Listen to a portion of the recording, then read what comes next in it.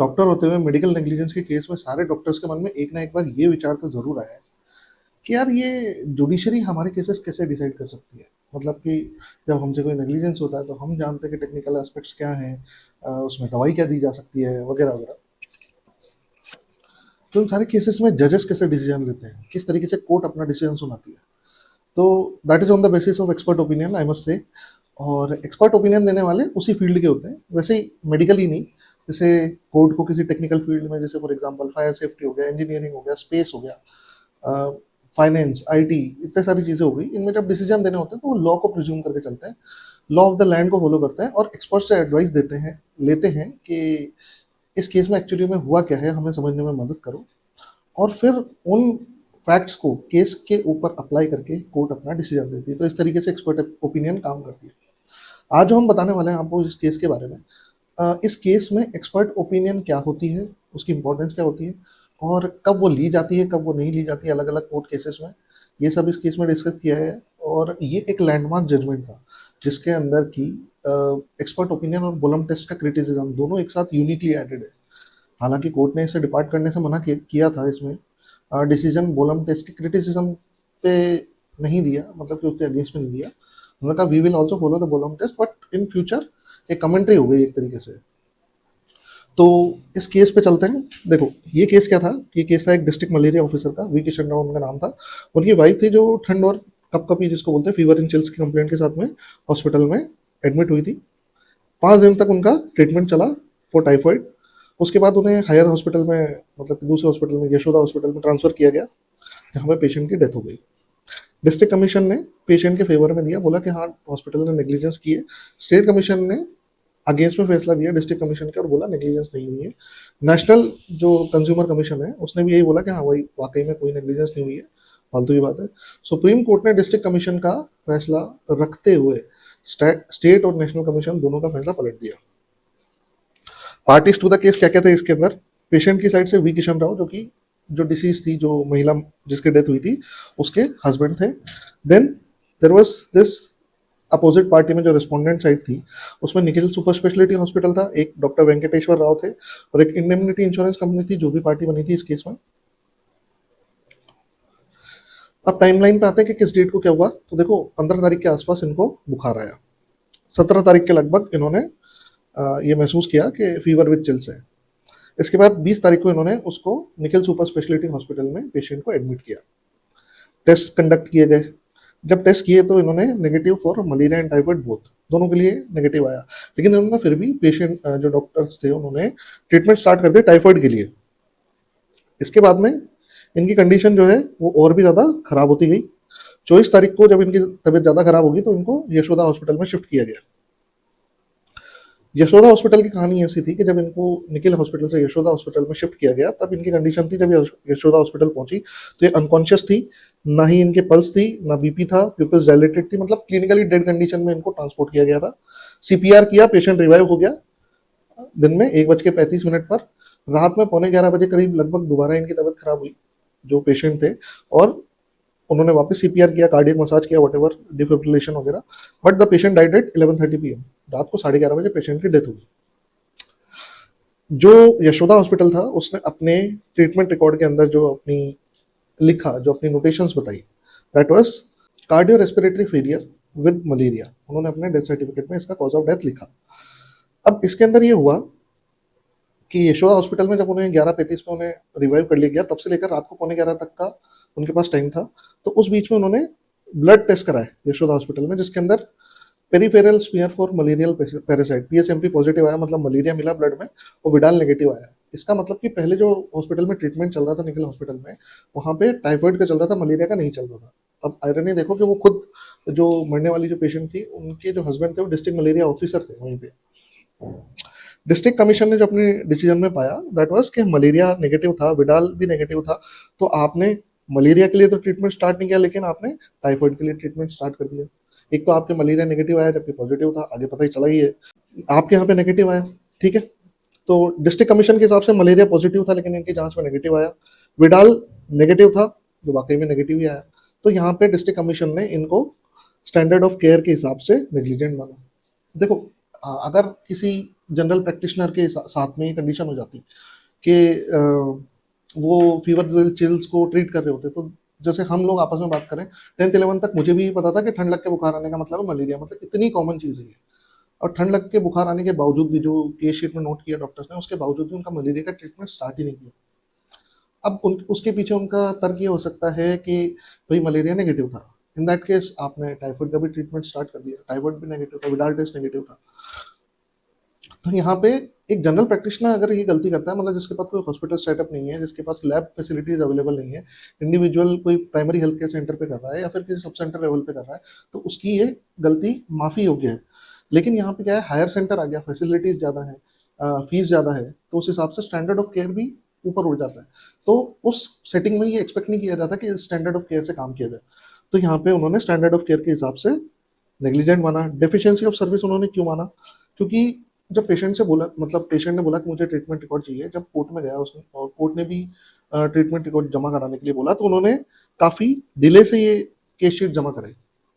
ठीक है, काफ़ी टाइम बाद जमा कराई और फिर उसमें ओवर राइटिंग भी कर रखी थी। कोर्ट ने ये ऑब्जर्व किया कि उसके अंदर एक तो डिले से सबमिट हुई है, दूसरी ओवर राइटिंग भी काफ़ी है। तो इन दोनों चीज़ों को, सबूतों के छेड़छाड़ के हिसाब से कोर्ट बहुत सीरियसली लेता है भाई, कभी मत करना। ठीक है, इसके बाद फाइन लगाया उनके ऊपर 2 लाख का डिस्ट्रिक्ट कमीशन ने। ठीक है, तो डिस्ट्रिक्ट कमीशन ने माना कि मलेरिया की जगह टाइफाइड का इलाज करना एक स्टैंडर्ड ऑफ केयर से बिलो प्रैक्टिस थी, और डेफिशिएंसी ऑफ सर्विस था कि आपने टाइम पे रिकॉर्ड्स वगैरह अवेलेबल नहीं कराए, और जो जनरल सर्विसेज होती है आपके यहाँ पे लैब सर्विसेज ऐसी थी कि उसने वो मलेरिया को भी डिटेक्ट नहीं कर पाई। ये डिसीजन जो किया था समरी मेथड से किया था, मतलब नॉर्मल कोर्ट प्रोसीजर के हिसाब से नहीं कि इतना लंबा हो रहा है, गवाहियां हो रही है वगैरह वगैरह, नहीं। उन्होंने एक बार एप्लीकेशन दी मरीज ने, उसने कहा कि हमारे साथ नेग्लिजेंस हुआ, उन्होंने कोर्ट से, उन्होंने डॉक्टर से जवाब मांगा, एक दो क्वेश्चन क्रॉस क्वेश्चन हुए और उसके बेसिस पे डिसीजन हो जाता है। This is summary method. ये क्विक फास्ट मेथड होता है बेसिकली, जैसे कि ट्रिब्यूनल्स होते हैं, एडमिनिस्ट्रेटिव ट्रिब्यूनल्स वगैरह, कमीशंस वगैरह होते हैं, इन सारी जगहों पे जहाँ पे प्रॉपर कोर्ट नहीं होती लेकिन सिविल कोर्ट का उनको दर्जा मिला होता है, उन सारी जगह पे समरी मेथड से डिसीजन होते हैं। इसमें एक्चुअली कोर्ट ने जो ऑब्जर्व किया कि मतलब मलेरिया था लेकिन टाइफाइड का ट्रीटमेंट हुआ और मलेरिया का ट्रीटमेंट नहीं हुआ, और जब उसकी हालत बिगड़ी और दूसरे हॉस्पिटल में गई तो वहां पता चल गया कि मलेरिया था, जो कि पहले हॉस्पिटल में नहीं निकला था।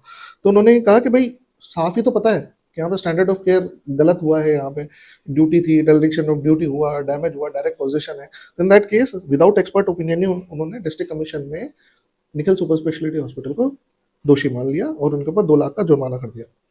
स्टेट कमीशन के पास में जब ये मैटर पहुंचा, जब हॉस्पिटल जो है, हॉस्पिटल और इंश्योरेंस कंपनी दोनों ने जाकर स्टेट कमीशन में अपील की, तब वहां पे उन्होंने बताया कि ट्रीटमेंट, स्टेट कमीशन ने ये माना, उनकी फाइंडिंग ये थी कि ट्रीटमेंट जो है वो as per standard of care है। ठीक है, और एक्सपर्ट ओपिनियन नहीं लेना, एक्सपर्ट ओपिनियन नहीं लेना डिस्ट्रिक्ट कमीशन की गलती थी।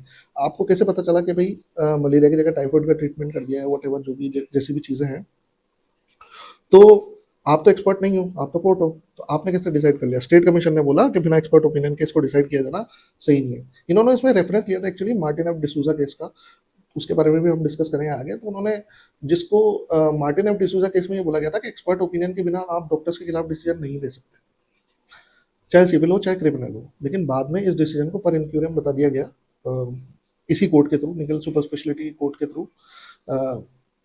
उन्होंने कहा कि नहीं, जैकब मैथ्यू वाला फॉलो होना चाहिए, और जो मार्टिन एफ डिसूजा का जो केस है वो जैकब मैथ्यू के डायरेक्ट कॉन्ट्रडिक्शन में है।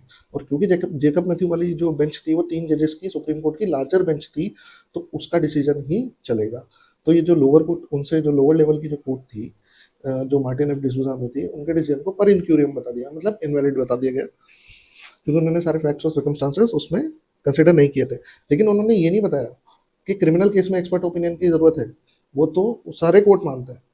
सिविल मैटर्स में और कंज्यूमर मैटर्स में एक्सपर्ट ओपिनियन के बेसिस पे ही डिसीजन होगा, ये जरूरी नहीं है। मार्टिन एफ डिसूजा ने बोला था, उस केस में बोला था कि चाहे सिविल हो चाहे क्रिमिनल हो, दोनों केसेस के अंदर ही आपको एक्सपर्ट ओपिनियन चाहिए डिसीजन देने के लिए। जबकि जेकब मैथ्यूज के अंदर उन्होंने बोला था क्रिमिनल केसेस के अंदर ही एक्सपर्ट ओपिनियन की रिक्वायरमेंट है। उन्होंने सिविल और कंज्यूमर केस के बारे में बात ही नहीं की थी जेकब मैथ्यूज वाले केस में। तो वट एवर इंटरप्रिटेशन का इशूज है, नेशनल कमीशन ने भी स्टेट कमीशन का ही डिसीजन अपहोल्ड करके रखा। इसके बाद आते हैं हम सुप्रीम कोर्ट में, बात पहुंची, पेशेंट को तो लग रहा था कि हमने तो सही किया है, मतलब हमारे साथ गलत हुआ है, हमने तो सही केस जीता था, लेकिन स्टेट और नेशनल कमीशन ने उसको पलट दिया। तब जो फैक्ट थे इश्यूज में, ऑब्जर्वेशन जो लोअर कोर्ट के थे और आर्गुमेंट जो थे पार्टीज के उस तरफ है, और ऑब्जर्वेशन ऑफ सुपीरियर कोर्ट मतलब सुप्रीम कोर्ट इस केस में, आगे के केसेस में हम जैसे स्टेट की जगह नेशनल कमीशन अगर रिव्यू करता है तो उसको यहाँ पे लिखेंगे, तो यहाँ पे सुपीरियर कोर्ट इस केस में हो गया सुप्रीम कोर्ट। तो सुप्रीम कोर्ट ने क्या कहा, पहला तो जो डॉक्टर्स ने एक क्वेश्चन उठाया था कि समरी मेथड से डिसीजन हुआ है, इंडियन एविडेंस एक्ट फॉलो नहीं हुआ। तो जो ट्रिब्यूनल्स होते हैं, जो कमीशन होते हैं, जैसे कंज्यूमर कमीशन है, इन सब में क्या होता है कि कोई कॉम्प्लिकेटेड क्वेश्चन ऑफ लॉ अगर नहीं है, बेसिक ही क्वेश्चन चल रहा है कि कौन सही है कौन गलत है, तो उन केसेस में यहाँ पे समरी मेथड से ही डिसीजन किया जा सकता है। जैसे फॉर एग्जांपल दो लोग हैं, पटवारी है, ठीक है, मतलब दो लोग हैं जिनकी जमीन जायदाद का झगड़ा चल रहा है, उसने बोला कि ये प्लॉट मेरा है, ये प्लॉट मेरा है, तो उन्होंने कहा तू अपनी रजिस्ट्री दिखा, तू अपनी रजिस्ट्री दिखा। कोर्ट के पास गए, दोनों ने अपनी अपनी रजिस्ट्री दिखाई, बाद में पता चला कि एक रजिस्ट्री जो थी उसकी वो फर्जी थी, उसमें जो एंट्री थी वो डिस्पैच नंबर रिकॉर्ड से मैच नहीं हो रहा, इसके लिए उन्होंने पटवारी को बुला लिया, एसडीएम को बुला लिया, उसने आके बोल दिया कि इसके कागज सही है, इसके कागज गलत है, हो गया डिसीजन। समरी मेथड में यही होता है बेसिक, आप दोनों पार्टीज को बुला के एक बार पूछ लेते हो, जो आपको ठीक लगता है वो आप डिसीजन दे देते हो, ठीक है। तो ये समरी मेथड होता है, ये कमीशंस में, ट्रिब्यूनल्स में, फोरम्स में ये सब एक्सेप्टेड है, ठीक है। तो यहाँ पे क्यों है, क्योंकि यहाँ पे त्वरित निस्तारण चाहिए, जैसे सर्विस मैटर्स होते हैं मोस्टली, तो स्टेट एडमिनिस्ट्रेटिव ट्रिब्यूनल्स होते हैं, सेंट्रल एडमिनिस्ट्रेटिव ट्रिब्यूनल्स होते हैं, तो वहाँ पे रिटायर्ड जजेस बैठते हैं जो डिसीजन लॉ के हिसाब से देते हैं, बट फास्ट देते हैं, ठीक है। इन सारे केसेस में इंडियन एविडेंस एक्ट अप्लाई नहीं होता, मतलब ऐसा नहीं है कि सम्मन भेजा ही जाए, सम्मन इस तरीके से होना चाहिए, जमानती वारंट होना चाहिए, और भी बहुत सारी एडमिसिबिलिटी ऑफ एविडेंस है कि मतलब कि ये मीडिया रिपोर्ट एडमिसिबल नहीं है, ये नहीं है, वो नहीं है, वो सारी चीज़ें यहाँ पे नहीं होती। यहाँ पे ग्रॉस परसेप्शन चलता है, एक तरीके से जूरी मेथड चलता है, जूरी वहाँ पे दो तीन जो जजेस होते हैं वही होते हैं। दूसरी चीज जो इन्होंने बोली थी कि स्टैंडर्ड ऑफ केयर हमने तो फॉलो किया था, स्टेट ऑफ नेशनल कमीशन ने भी इस चीज को माना था, स्टैंडर्ड ऑफ केयर फॉलो हुआ है। तो इसमें सुप्रीम कोर्ट ने बोला कि नहीं फॉलो हुआ। कहाँ फॉलो हुआ, मलेरिया बीमारी थी, तुमने टाइफाइड का इलाज कर दिया, तुम्हारे नेगेटिव आया, तुम्हारी लैब भी गलत, तुम्हारा इलाज भी गलत, ठीक है। इसके बाद इन्होंने बोला कि डिस्ट्रिक्ट कमीशन ने जब हमारे खिलाफ, डॉक्टर्स ने बोला, स्टेट और नेशनल कमीशन ने भी उस बात को माना, डॉक्टर्स ने बोला, निखिल सुपर स्पेशलिटी हॉस्पिटल वालों ने, कि कोर्ट कैसे कॉम्प्लिकेटेड मैटर समझेगा जो मेडिसिन से रिलेटेड है, तो उन्हें एक एक्सपर्ट ओपिनियन लेनी चाहिए थी, किसी डॉक्टर से पूछा जाना चाहिए था कि इन सारी सर्कमस्टांसेस में क्या ट्रीटमेंट किया जाता, हमने गलत किया है कि नहीं किया।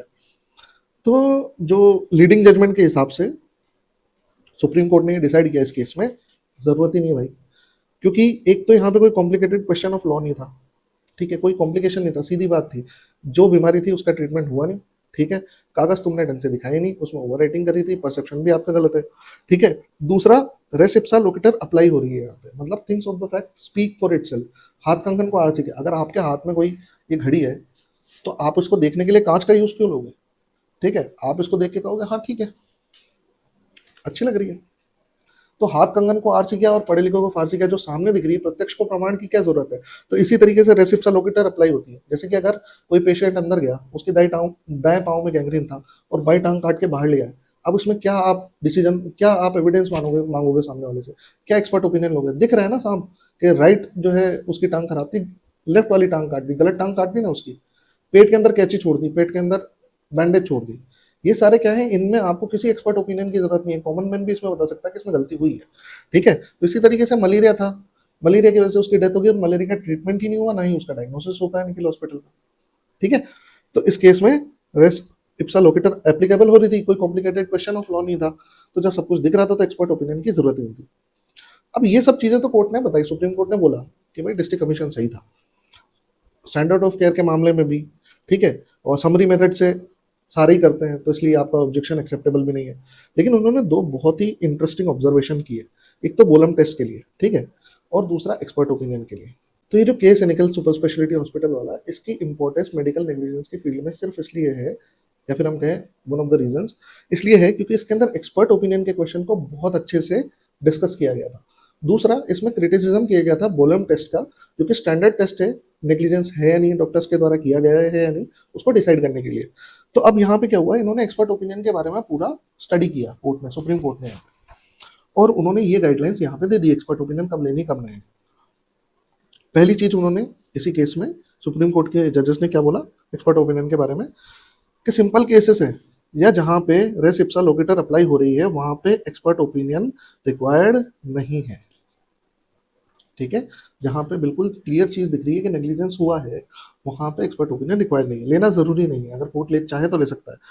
ऐसे केसेस जहाँ पे कॉम्प्लिकेटेड केसेस होते हैं विद क्वेश्चंस ऑफ लॉ, जहाँ पे अराइज हो जाते हैं, जहाँ पे रेफरेंस या रिवीजन की जरूरत पड़े या कोर्ट से, हायर कोर्ट से कंसल्ट करने की जरूरत पड़े, तो कोर्ट वहाँ पे क्या कर सकती है, सिविल कोर्ट को मैटर रेफर कर सकती है।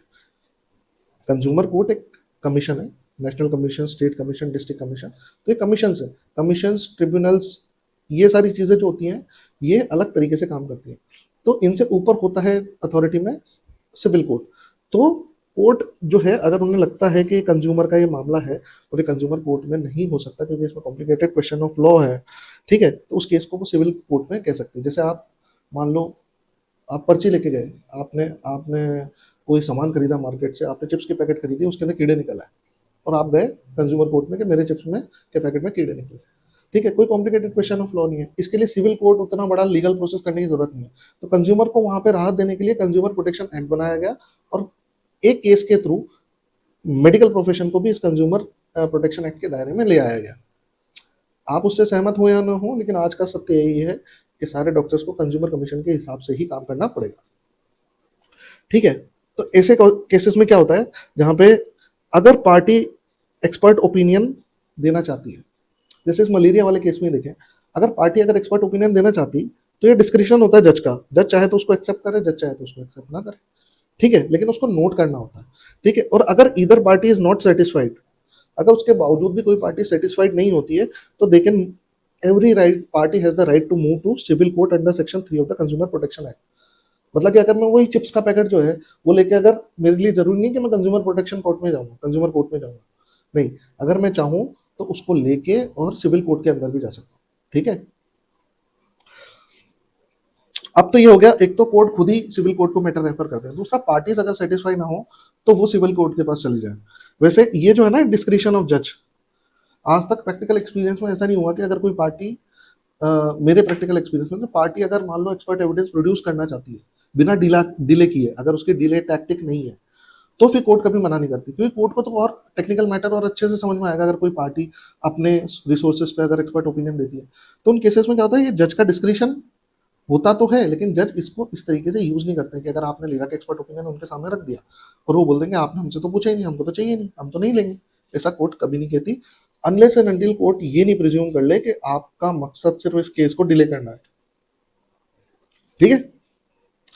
तो अगर कोर्ट को खुद से एक्सपर्ट ओपिनियन चाहिए हो, मतलब कि ना ये पार्टी भी नहीं दे रही, वो पार्टी भी नहीं दे रही, अब कोर्ट को लग रहा है यार इसमें मैटर, ये बात समझ में नहीं आ रही कि मतलब कि आखिर टाइफॉइड की और इसकी मलेरिया की कहीं कोई कॉमन ड्रग तो नहीं है, कहीं कोई ऐसी ड्रग तो नहीं है जो कॉमन दी जा रही हो और ये हो गया वो हो गया हो, या फिर लेबोरेटरी टेस्ट के अंदर कभी प्लाज्मोडियम ही नेगेटिव आ जाता हो, मलेरिया क्यों पहली बार नेगेटिव आ गया, ये सब टेक्निकल टर्म समझने के लिए अगर कोर्ट को एक्सपर्ट ओपिनियन की जरूरत है तो कोर्ट खुद मान सकती है, किसी हॉस्पिटल में, किसी मेडिकल कॉलेज में एक लेटर लिख सकती है, या फिर जो एग्जामिनेशन और चीफ एग्जामिनेशन है वो एफिडेविट के बेसिस पे हो सकता है। मतलब कि अब जो डॉक्टर थे वी किशन राव, वो अपना एफिडेविट पेश करते कि हम इतनी तारीख को यहाँ पे गए थे, ये हुआ था, ये हुआ था, इन्होंने गलत इलाज कर दिया, और जो निखिल सुपर स्पेशलिटी हॉस्पिटल वाले हैं वो अपना भी रिप्लाई एफिडेविट पे पेश करेंगे, ठीक है। फिर उन्होंने जो क्वेश्चन उठाए उनके आंसर किसी डॉक्टर से एफिडेविट पे ही ले लेंगे, ठीक है। Affidavit is as equivalent as deposition in court, ठीक है। तो कोर्ट में गवाही के समान ही होता है, तो एफिडेविट पे लेते से टाइम भी बच जाता है। तो अब इस केस में मान लिया कि कोर्ट को जरूरत थी एक्सपर्ट ओपिनियन की, तो वो क्या कर सकती थी, वो वहाँ के मेडिकल कॉलेज वालों को लिख सकती थी कि आपके यहाँ से एक मेडिसिन और एक पैरासाइटोलॉजिस्ट और एक माइक्रोबायोलॉजिस्ट तीनों की वो बना दीजिए और यहाँ हमारे इन क्वेश्चंस का जवाब दे दीजिए, ठीक है। अब वो उनको उसको आके कोर्ट में बोलने की जरूरत नहीं है एक्सपर्ट्स को, वो सिर्फ एफिडेविट पे लिख के दे देंगे और उनका आंसर एक्सेप्ट हो जाएगा। लेकिन फिर भी अगर कोर्ट को लगता है कि यार मैटर सीरियस है, किसी की जान से जुड़ा हुआ है वट, तो वो उन माइक्रोबायोलॉजी, उन मेडिसिन और वो जो पैरासाइटोलॉजिस्ट है उनको इन पर्सन भी क्वेश्चन कर सकती है एफिडेविट के बावजूद भी, लेकिन वो यूजुअली वीडियो कॉन्फ्रेंसिंग से करते हैं, या फिर कई बार कोर्ट एक कोर्ट कमिश्नर अपॉइंट कर देता है जो हॉस्पिटल में ही जाके उनसे 2-3 क्वेश्चन पूछ के आ जाएगा। तो ये सारे मेथड है, कुल मिला के सारी बातों की समरी ये है कि एक्सपर्ट ओपिनियन हमेशा रिक्वायर्ड नहीं होता, कन्वीनियंस के हिसाब से ये ले लिया जाता है। अगर कोई पार्टी इसको प्रोड्यूस करना चाहती है तो यूजुअली कोर्ट इसको मना नहीं करता है, unless and until expert opinion एक डिले टैक्टिक हो। और अगर कोर्ट को एक्सपर्ट ओपिनियन चाहिए तो कोर्ट अपने लेवल पे कभी भी ले सकता है, उसके लिए तो सारा हाजिर है, सारा मेडिकल कॉलेज तैयार है, ठीक है। अब आते हैं हम, ये केस तो हो गया खत्म, ठीक है, तो कुल मिला के वी किशन राव जी की जीत हो गई, उसमें उनका मैटर खत्म हो गया। अब आते हैं हम सुप्रीम कोर्ट के ऑब्जर्वेशंस पर। सुप्रीम कोर्ट ने इसमें बोलम टेस्ट के बारे में बहुत ही अच्छी यहाँ पे ऑब्जर्वेशन की थी, बहुत ही इंटरेस्टिंग है, इसको बहुत आराम से समझेंगे, तसल्ली से समझेंगे, कोई वीडियो नहीं है, ये एक डिस्कशन है जो कि मैं यूनिलैटरली कर रहा हूँ। हिस्ट्री के बारे में हम बात करते हैं, तो सबसे पहले हिस्ट्री क्या थी। हिस्ट्री क्या थी कि एक कोई फ्रेंड करके कोई हॉस्पिटल था, वहाँ पे बोलम बोलम नाम का एक पेशेंट था। तो बोलम नाम का पेशेंट जो था उसको इलेक्ट्रोकन्वल्सिव थेरेपी दी जाने वाली थी। इलेक्ट्रोकन्वल्सिव थेरेपी के लिए जब वो गया तो उसको चेयर में बिठाया और पहली बार में उसको झटके वटके दिए तो उसको कोई इंजरी नहीं हुई। दूसरी बार में जब उसको झटके वटके दिए इंजरी, तो उसको ग्रीवियस इंजरीज हो गई, मतलब वो चेयर वेयर से गिर गया, वट एवर, उसके झटके की वजह से उसके डिसलोकेशन वगैरह हो गए। बाद में बोलम को पता चला कि एक और तरीका है जिसमें कि सेडेटिव या फिर मसल रिलैक्सेंट वगैरह दे के इस कुर्सी पे बिठाया जाता है, और अगर ऐसा होता है और उसके बाद में शॉक थेरेपी देते हैं, ईसीटी देते हैं, तो उससे ये फ्रैक्चर्स वैक्चर्स नहीं होते, ठीक है। तो बोलम ने केस कर दिया कि भैया इन्होंने तो जो प्रोसीजर अपनाया तो गलत था, मतलब अगर मेरे को मसल रिलैक्सेंट दे देते तो मैं बढ़िया, मतलब मेरे फ्रैक्चर वैक्चर भी नहीं होते। तो उस केस में एक्चुअली उस एरिया में क्या हो रहा था कि जो लोग इलेक्ट्रोकन्वल्सिव थेरेपी दे रहे थे, मतलब उस टाइम पे, उस समय काल के जो बाकी डॉक्टर्स थे, दो तरीके की प्रैक्टिसेस प्रचलन में थी वहाँ पे उस टाइम पे। एक तो विद मसल रिलैक्सेंट ईसीटी दो, और एक विदाउट मसल रिलैक्सेंट ईसीटी दो, दोनों ही अप्रूव्ड रेजिमेंट थे, और इनमें से दोनों में से कोई भी गलत नहीं था। तो वहाँ के जो डॉक्टर थे जिन्होंने बोलम के ऊपर किया, उन्होंने वहाँ पे प्रेवलेंट स्टैंडर्ड के हिसाब से जो एक प्रचलित तरीका था, कई प्रचलित तरीकों में से किसी एक प्रचलित तरीके को उठा के उसके हिसाब से ट्रीटमेंट कर दिया। अब उसकी वजह से उसको बोलम को नुकसान हुआ, तो उन्होंने बोला कि अगर इस तरीके के केस हैं तो वहाँ पे जो प्रचलित तरीके, जो स्टैंडर्ड ऑफ केयर वहाँ पे चलन में है, उनमें से अगर कोई भी एक तरीका अपना के अगर आप ट्रीटमेंट करते हो तो चाहे आउटकम जो भी हो, you can't be held responsible. ये नहीं कह सकते कि भाई वो वाला तरीका ज़्यादा अच्छा था। इसको हम डिटेल में भी समझेंगे। अब हम चलते हैं एक बेसिक एग्जाम्पल के साथ में, लेकिन उससे पहले ये टेस्ट पे हम बढ़ लेते हैं। तो टेस्ट, बोलम टेस्ट ये होता है कि जब भी किसी डॉक्टर की नेग्लिजेंस सामने आती है, वो कहते हैं कि भाई इन्होंने जैसे इस वाले केस में इन्होंने मलेरिया का, टाइफाइड का इलाज गलत किया। अगर मलेरिया नेगेटिव है, टाइफाइड नेगेटिव है, तो क्या करना चाहिए, क्या टाइफाइड का ट्रीटमेंट करना चाहिए, इन्होंने तो ये किया। अब ये क्या करेंगे, स्टैंडर्ड ऑफ केयर को ऐसे डिसाइड करेंगे कि मतलब कि इनके समकक्ष जो है, सुपर स्पेशलिटी हॉस्पिटल था, तो सुपर स्पेशलिटी हॉस्पिटल्स में जनरली क्या प्रोटोकॉल फॉलो किया जाता है, अगर आपको फीवर विद चिल्स हो, और अगर आपका पीएसएमपी नेगेटिव आया और विडाल भी नेगेटिव आया, तो आप किस लाइन पे ट्रीटमेंट कंटिन्यू करोगे, पायरेक्सिया ऑफ अननोन ओरिजिन, उसमें आप एंटीबायोटिक दोगे, वट एवर जो भी आप करोगे। तो उस तरीके से टेस्ट चलता है। अब कुछ हॉस्पिटल्स जो हैं वो प्रिकॉशनरी टाइफाइड का ट्रीटमेंट स्टार्ट कर देते हैं, कुछ हॉस्पिटल्स जो है प्रिकॉशनरी मलेरिया का कर देते हैं, कुछ जो है वो दोनों का कर देते हैं, कुछ जो है सेप्टिसीमिया का कर देते हैं, कुछ जो है पायरेक्सिया ऑफ अननोन ओरिजिन का कर देते हैं। लेकिन ये सब वाइटल्स पे क्लोज मॉनिटरिंग रखते हैं, और अगर 2 या 3 दिन में अगर आराम नहीं आता तो जल्दी से अपना रेजिमेंट चेंज करते हैं या फिर रिपीट टेस्ट कराते हैं कि भाई 3 दिन से आराम नहीं आ रहा, मतलब कि कुछ और लफड़ा है, जो हमने प्रोविजनल डायग्नोसिस बनाया वो तो काम कर रहा है। तो इस तरीके से ये लोग शिफ्टिंग करते हैं। तो अगर निखिल सुपर स्पेशलिटी हॉस्पिटल ने वहाँ पे प्रचलित तरीकों में से, वहाँ पे प्रेवलेंट स्टैंडर्ड में से कोई एक तरीका उठा के इलाज किया है, तो वो नेग्लिजेंट नहीं है, चाहे आउटकम में इस पेशेंट की डेथ ही क्यों नहीं है, वो अपनी तरफ से सही थे, ठीक है। अब ये वाला जो पार्ट है वो हम समझेंगे एक एग्जाम्पल के थ्रू। ये बहुत ही अच्छे इंटरेस्टिंग ऑब्जर्वेशन है। देखो, एक गांव है, ठीक है, एक गांव हम लेके चलते हैं, ठीक है, यहाँ पे लगभग 100 डॉक्टर है, 100 डॉक्टर्स हैं। यहाँ पे कॉलेरा बहुत है, मतलब कि दस्त की बीमारी बहुत है, ठीक है। तो यहाँ पे क्या हो रहा है कि जहाँ ये 100 डॉक्टर्स में से 10 डॉक्टर्स तो क्या कर रहे हैं, जब उनके पास दस्त की, मतलब कोलेरा के पेशेंट आते हैं या फिर राइस वाटरी स्टूल के, मरोड़ी के साथ में एंट्राइटिस के केसेस आते हैं, तो वो क्या करते हैं, 10 जो डॉक्टर्स हैं उस एरिया के, वो करते हैं आईवी फ्लूइड चढ़ाते हैं, एंटीबायोटिक देते हैं, जिंक देते हैं, वाइटल और इलेक्ट्रोलाइट मॉनिटरिंग करते हैं। ये मान लीजिए सुपर स्पेशलिटी हॉस्पिटल टाइप का कुछ है। 20 जो है जनरल हॉस्पिटल्स हैं, वहां पे आईवी फ्लूइड और एंटीबायोटिक दिया जाता है। 35 जो सबसे ज्यादा जो लोग हैं वो क्या करते हैं, घर पे ही रख के बच्चे को या पेशेंट को घर पे ही रख के ओआरएस दे देते हैं और एंटीबायोटिक स्टार्ट कर देते हैं ओरल, ठीक है। और 25 जो लोग हैं, 25 जो डॉक्टर्स हैं वो सिर्फ ओआरएस देते हैं, 10 जो लोग हैं वो पानी के अंदर बोलते हैं कि नींबू पानी बना के पिलाते रहो इसको, ये ठीक हो जाएगा अपने आप, ठीक है। अब मान लीजिए वहां पे एक नया पेशेंट आता है, एक नया डॉक्टर आता है और वो कहता है कि नमक, पानी और चमेली के पत्ते, ये आपको करना है दस्त के केस में। और अगर इससे बच्चे की डेथ हो जाती है या फिर पेशेंट की डेथ हो जाती है इस केस में, तो यहाँ क्या हो रहा है, अगर वो इस ओआरएस को या फिर इसको या इसको लेके चलते, तो एक तो ये इंडियन एकेडमी ऑफ पीडियाट्रिशियन से भी, आईएमएनसीआई, इन सबसे मान्यता प्राप्त ट्रीटमेंट है। तो इन चीजों के अंदर अगर वो इस पेशेंट का ट्रीटमेंट करते हैं और उसके बाद में डेथ हो जाती है, तो नो नेग्लिजेंस। क्योंकि क्या कर रहे हैं ये यहाँ पे जो प्रिवेलेंट स्टैंडर्ड्स हैं, नॉट द हाईएस्ट डिग्री, ठीक है, यहाँ पे हम लेके चलेंगे not the highest degree, highest level of care नहीं चाहिए, ठीक है, लोएस्ट लेवल ऑफ केयर नहीं चाहिए, ठीक है, रीजनेबल, इतनी ही यहाँ पे केयर चाहिए, ठीक है। अब अगर ये जो है, ये जो नया वाला जो डॉक्टर आया, ये अगर इन सब में से किसी भी एक को फॉलो कर लेता तो, और अगर डेथ हो जाती तो ये रिस्पॉन्सिबल नहीं होता। लेकिन इसने क्या किया यहाँ पे इसने किया कि इसने इन सारों से हटके एक एक्सट्रीम स्टेप ले लिया, एक नया तरीका लिया, उसकी वजह से डेथ हुई और ये आ गया नेग्लिजेंस में।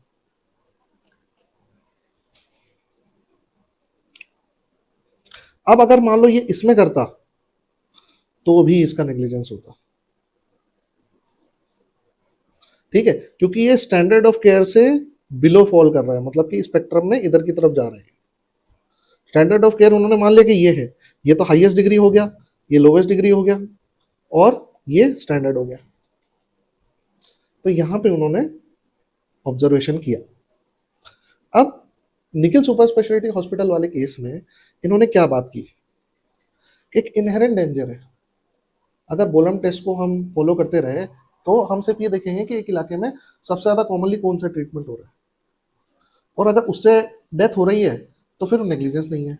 इसका मतलब है कि अगर यहाँ पे ये 10-20 डॉक्टर, 35 डॉक्टर, 25 डॉक्टर, इनकी बजाय अगर यहाँ पे 80 doctor water salt plus sugar देने लग जाए तो क्या स्टैंडर्ड कॉमन हो, ये स्टैंडर्ड हो जाएगा। अगर एक फ्रेटर्निटी में प्रॉपर ट्रीटमेंट का सबसे लोवेस्ट लेवल ले लिया जाएगा और उसमें भी डेथ होने के बाद में भी नेग्लिजेंस नहीं होगी, तो फिर क्या होगा। तो इसमें क्या हो रहा है कि ये लोवेस्ट कॉमन डिनोमिनेटर को लेके चल रहा है। लोवेस्ट कॉमन डिनोमिनेटर कौन सा है, लोवेस्ट डिनोमिनेटर तो ये हो गया था water salt sugar, lowest common denominator CA वाले हो गए, तो ये उनको स्टैंडर्ड लेके चल रहे हैं। मतलब कि जहां सबसे बेस्ट ट्रीटमेंट जो है, मतलब कि आईवी फ्लूइड, एंटीबायोटिक्स, मॉनिटरिंग, ठीक है, ये सारे के ये सबसे हाईएस्ट डिग्री के हो गए। लोवेस्ट डिग्री के कौन से हो गए, आपका नमक शक्कर का पानी, नींबू पानी, ठीक है। दोनों को नहीं मान के ये बीच वाला मानते हैं, not the highest degree, not the lowest degree, standard of care पे मान रहे हैं। तो उस जगह पे क्या होगा, लोवेस्ट कॉमन डिनोमिनेटर को मानने की वजह से स्टैंडर्ड ऑफ केयर धीरे धीरे कम होता जाएगा। आज इसको नेग्लिजेंस कह रहे हैं अपन, कल को इसको भी नेग्लिजेंस कहना बंद कर देंगे, वाटर प्लस साल्ट वाले को, ठीक है। दूसरा, low standard becomes accepted practice if it happens more often. वही हमने बात की कि ज्यादा लोग अगर वही देने लग जाएंगे तो फिर वही एक्सेप्टेड प्रैक्टिस बन जाएगी, ठीक है। Inconsistent with article 21 right to life, क्योंकि आर्टिकल 21 राइट टू लाइफ जो है वो गारंटीज करता है क्या, access to standard health care. एक स्टैंडर्ड हेल्थ केयर की तरफ हर आदमी का अधिकार है, हर आदमी का अधिकार है कि एटलीस्ट 10 में उसे मिनिमम ओआरएस तो मिले ही मिले, इसीलिए ओआरएस निःशुल्क हो गया देश में, ठीक है। तो ये आर्टिकल 21 की वजह से हुआ है। इसी तरीके से अगर आप गांव में हो, मतलब कि फॉर एग्जांपल एक रूरल हेल्थ केयर सेंटर पे हो, तो वहां पे आपको आईवी फ्लूइड की फैसिलिटी मिलनी चाहिए। आपको वहाँ हीमोडायलिसिस नहीं मिलेगा, ये डेफिनेट है, वहां पे आप एक्सपेक्ट भी मत करो, आपको मिलेगा भी नहीं। लेकिन इसी की बजाय अगर आप किसी सुपर स्पेशलिटी हॉस्पिटल में जाते हो, फॉर एग्जाम्पल दिल्ली के अंदर जाते हो, मुंबई के अंदर जाते हो, जयपुर के अंदर आते हो, तो इन सारी जगह पे अगर सुपर स्पेशलिटी हॉस्पिटल के अंदर अगर आपको हीमोडायलिसिस की फैसिलिटी नहीं मिल रही है तो कैसे चलेगा। तो standard of care rural centre पे अलग है, standard of care tertiary care hospital पे अलग है। और higher standard of care are norms for the higher standard of hospitals. ठीक है, अगर एनएबीएच हॉस्पिटल की अगर हम जो स्टैंडर्ड ऑफ केयर है उसको एक डिस्ट्रिक्ट हॉस्पिटल के, गवर्नमेंट हॉस्पिटल के इक्विवेलेंट रखेंगे तो नहीं काम चल सकता। Got it. सॉल्यूशन क्या निकाला इन्होंने? इन्होंने सॉल्यूशन दिया था, हालांकि इन्होंने बॉलम टेस्ट से हटने से मना कर दिया, बोले although we disagree from it, but क्योंकि हम लोअर बेंच हैं तो we deny to depart from it, मतलब हम बॉलम टेस्ट का सिर्फ क्रिटिसिज्म करके छोड़ेंगे ताकि आगे आने वाली जनरेशन और आगे आने वाली जुडिशरी इस चीज का नोट ले। तो उन्होंने बोला था कि सॉल्यूशन क्या था कि it should be applied where the practice और ट्रीटमेंट बेनिफिट पेशेंट प्रीवियसली। ठीक है, अब जैसे फॉर एग्जांपल यहाँ पे ये जो है ये इस पे अप्लाई हो सकता है क्या बॉलम टेस्ट? नहीं, नहीं होना चाहिए इस पे। लेकिन अगर ये 80 लोग अगर ये ट्रीटमेंट शुरू करने लग गए तो ये स्टैंडर्ड ऑफ केयर हो जाएगा। लेकिन इसको अवॉइड करने का क्या तरीका है? आप इसका देखो, इससे किसी पेशेंट को आराम मिला है क्या, डॉक्यूमेंटेड। ठीक है, किसी स्टडी में, किसी रिसर्च स्टडी में चमेली के पत्ते का कहीं दस्त के केस में या फिर डायरिया के केस में कहीं आराम आ रहा है क्या पेशेंट को? नहीं आ रहा, ठीक है, छोड़ दो, फिर इसके ऊपर अप्लाई मत करो। ठीक है, इससे क्या होगा, फालतू फालतू जो ट्रीटमेंट रेजिमेन है वो साइड हो जाएंगे। Course of treatment is intentional, ऐसा नहीं अनजाने में हो गया, मतलब एक्सपेरिमेंटल हो गया, अनजाने में हो गया, नहीं। और adverse result follows this intentional course of treatment,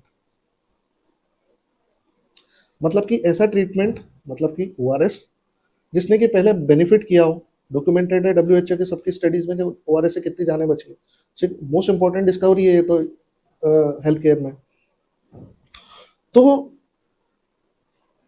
ये जो ओआरएस है जिस जो पहले प्रीवियसली पेशेंट्स को मदद कर चुका है, पेशेंट्स को बेनिफिट पहुंचा चुका है, इसको पहली बात तो हम स्टैंडर्ड ऑफ केयर के गोले में लेके आएंगे।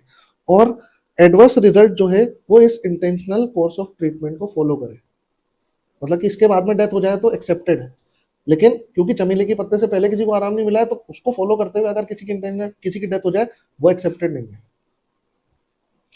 ये सजेशन दिया था इन्होंने। और reasonable care should be constituted equivalent to requirement of making adequate provisions for medical care. वही हायर, मतलब कि हॉस्पिटल जो होंगे उनके लिए higher standard of care, higher level of standard of care हमें एक्सपेक्ट करके चलना है। तो ये इन्होंने इसमें बहुत ही अच्छा क्रिटिसिज्म दिया था बोलम टेस्ट। बोलम टेस्ट आपको समझ में आ गया, इसका क्रिटिसिज्म आपको समझ में आ गया। आगे चलते हैं। तो एक्सपर्ट ओपिनियन के बारे में भी यहाँ पे मैं आपको छोटा सा बता देता हूँ, कंफ्यूजन इतना लंबा क्या बताना। इस केस में क्या हुआ था, बेसिकली मार्टिन एफ डिसूजा में उन्होंने बोल दिया था कि एक्सपर्ट ओपिनियन क्रिमिनल और सिविल दोनों केसेस में रिक्वायर्ड होता है। जब और इन्होंने लिया था कहाँ पे, जेकब मैथ्यू केस से लिया था ये कि एक्सपर्ट ओपिनियन रिक्वायर्ड होता है, जबकि जेकब मैथ्यू में इन्होंने क्या बोला था कि सिर्फ क्रिमिनल केस में रिक्वायर्ड होता है। सिविल और कंज्यूमर केसेस में, कोर्ट के केसेस में एक्सपर्ट ओपिनियन रिक्वायर्ड नहीं होता, जो हम पहले भी डिस्कस कर चुके हैं। पर यहाँ पे कंफ्यूजन इनको हो गया था, मार्टिन एफ डिसूजा वाली जो बेंच थी उनको थोड़ा कंफ्यूजन हो गया था। उस चीज को क्लियर करते हुए इन्होंने, इस बेंच ने, जो V Kishan Rao Nikhil super speciality hospital वाली जो बेंच थी, उसने इसको पर इंक्यूरियम करार दे दिया, मतलब कि वॉइड, डिसीजन को नहीं, सिर्फ इस बात को कि उसकी रिक्वायरमेंट एक्सपर्ट ओपिनियन, सिर्फ उतने ही पार्ट को। ठीक है, requirement of expert opinion in consumer disputes, क्यों ट्रिब्यूनल्स में और कमीशंस में, इन सब में एक्सपर्ट ओपिनियन की रिक्वायरमेंट क्यों नहीं रखी? क्योंकि एक तो इनको अलग से क्यों बनाया गया है, फास्ट ट्रैक बनाई गई है कोर्ट, ताकि इजीली आम आदमी जा सके यहाँ पे, है ना। अगर एक्सपर्ट ओपिनियन मंगाओगे तो अननेसेसरी डिले होगा, क्योंकि कई कई दिन लग जाते हैं लेटर जाने में, लेटर आने में, फिर एक क्वेश्चन जाने में, फिर दूसरा क्वेश्चन आने में। ठीक है, बर्डन विद पेशेंट, पेशेंट के ऊपर बर्डन आता है अननेसेसरी कि भाई आपका मरीज जो है वो उसके मलेरिया था कि हाँ, आपके मरीज का ट्रीटमेंट टाइफाइड का चला, हाँ, तो क्या वो आपका मरीज मर गया कि हाँ, जाओ एक्सपर्ट ओपिनियन लेके आओ। अरे ऐसा कैसे हो सकता है? ठीक है, तो ये बर्डन हो जाता है पेशेंट के ऊपर, और it defeats the purpose of COPRA. COPRA मतलब कंज्यूमर प्रोटेक्शन एक्ट। हुआ क्या एक्चुअली कि जब भी किसी कंट्री में फ्री ट्रेड आता है, मतलब कि फ्री, मतलब आजाद व्यापार नीति या जो what ever it is called, तो उसमें क्या होता है कि वहां पे सबसे पहले कंज्यूमर राइट्स का ध्यान रखा जाता है। मतलब कि इंडिया में कोई मल्टीनेशनल कंपनी आए तो दो चीजें, एक तो यहाँ के लोगों को लूट ले, वो भी नहीं चल सकता। दूसरा, वो यहाँ पे बिजनेस करने आए और वो लंबे लंबे क्रिमिनल और सिविल कोर्ट में धक्के खाती फिरे, जो केस मतलब कि उनको 3 महीने में डिसाइड हो सकता है, वो 15-15, 20-20 साल तक चले, जो अपनी कोर्ट की प्रोसेस है। कई जगह पे कोर्ट्स डिले पे चल रही हैं। तो इन सारे केसेस में क्या होगा, कोई कंपनी अपनी आएगी? नहीं आएगी। तो इन केसेस में क्या होता है, कंज्यूमर प्रोटेक्शन एक्ट बनता है और एक ट्रीटी बनती है यूएन जनरल असेंबली में, ठीक है, 1980s में 85, 86, 88 में कहीं तो बनी थी। उसके बाद में कंज्यूमर प्रोटेक्शन एक्ट आया, इंडिया में लागू हुआ और उसके बाद में अब इंडिया में कंपनीज आने लगी है।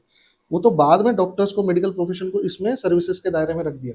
उन्होंने कहा कि जैसे मतलब घी बनाने वाली कंपनी जो है उससे अगर आपको शिकायत हो तो डायरेक्ट कंज्यूमर कोर्ट में आ जाओ, 3 महीने में फैसला हो जाएगा। उसी तरीके से उन्होंने कहा अगर डॉक्टर से आपको शिकायत हो तो आप कंज्यूमर प्रोटेक्शन एक्ट के तहत कंज्यूमर कोर्ट में आ जाओ, आपका फैसला 3 महीने में हो जाएगा। इस तरीके का अरेंजमेंट के लिए डॉक्टर्स को सर्विसेज के अंदर लाया गया और इस तरीके के अरेंजमेंट के हिसाब से ही यहाँ पे क्या है, टाइम कम लगे और मेडिकल नेग्लिजेंस के केस जल्दी डिसाइड हो सके, इसलिए यहाँ पे कोपरा आया, मतलब कोपरा में डॉक्टर्स आए। तो अगर मान लो वही वापस उसी में ही वही 3-3 साल लगने लगे, 15-15 साल तक केस चलता रहे, तो फिर कंज्यूमर प्रोटेक्शन एक्ट का क्या मतलब आता है? तो उस केस में तो क्या होना है, उस केस में तो फाइनल ये होना है कि आप फिर सिविल कोर्ट में चलने दो मैटर, अलग से बेंचेस क्यों बना रहे हो? तो ये कोपरा के पर्पस के अगेंस्ट हो जाता है। और against international convention and treaties, UN general assembly, वो मैंने आपको बता ही दिया, ठीक है। और एक्सपर्ट ओपिनियन जो है वो रेस इप्सा लोकेटर के केस में तो क्रिमिनल कोर्ट में भी नहीं चाहिए। एक्सपर्ट ओपिनियन की सबसे ज्यादा रिक्वायरमेंट कहाँ बताई? क्रिमिनल कोर्ट में, उससे कम सिविल कोर्ट में, सबसे कम कंज्यूमर कोर्ट में, ठीक है।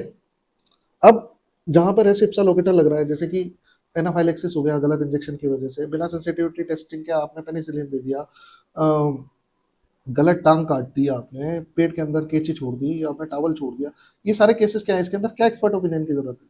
ये तो वही मैंने आपको पहले भी बताया कि हाथ कंगन को आरसी किया और पढ़े लिखे को फांसी किया, तो सामने दिख रहा है, प्रत्यक्ष को प्रमाण की क्या जरूरत है? तो इसमें एक्सपर्ट ओपिनियन की क्या जरूरत है? साफ दिख रहा है कि डॉक्टर ने गलती कर दी यहाँ पे, ठीक है, और नेग्लिजेंस भी ग्रॉस टाइप की है, तो उस केस में एक्सपर्ट ओपिनियन रिक्वायर्ड नहीं होता। तो आज का हमारा डिस्कशन है, केस डिस्कशन आपको कैसा लगा? निखिल सुपर स्पेशलिटी हॉस्पिटल और V Kishan Rao, landmark judgement expert opinion के केस में और वॉलम टेस्ट के क्रिटिसिज्म के केस में। बने रहिए हमारे साथ, सावधान रहिए, सतर्क रहिए, दिल की सुनिए और फॉलो कीजिए डॉक्टर इन लोगों को।